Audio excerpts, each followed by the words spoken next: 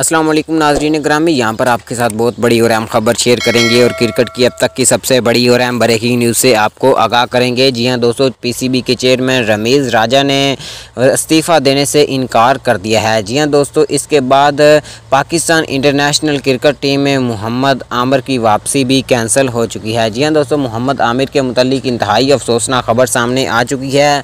आइए आपको भी बताते हैं। वीडियो में आगे बढ़ने से पहले वीडियो को लाइक कर दें, मज़ीद अपडेट के लिए चैनल को सब्सक्राइब कर दें। जी हाँ दोस्तों, आपको बताता चलूँ कि रमीज़ राजा का कहना है कि मैं इंतज़ार करूँगा कि पाकिस्तान मुस्लिम लीग नून की हुकूमत जो है वो मुझे अगले 1 साल या 2 साल जितनी देर उनकी हुकूमत रहेगी वो मुझे पीसीबी का चेयरमैन सेलेक्ट करें। जी हाँ दोस्तों, इस मौका पर मोहम्मद आमिर का ये कहना था कि मैं अभी तक पाकिस्तान इंटरनेशनल क्रिकेट टीम में आना तो दूर की बात सोच भी नहीं सकता। जी हाँ दोस्तों, उनका ये कहना था कि अभी मैं मुख्तलिफ लीग्स में मौजूद हूँ, उनमें मसरूफ़ हूँ, जैसे ही वो ख़त्म होंगी तो फिर आपको बताऊँगा।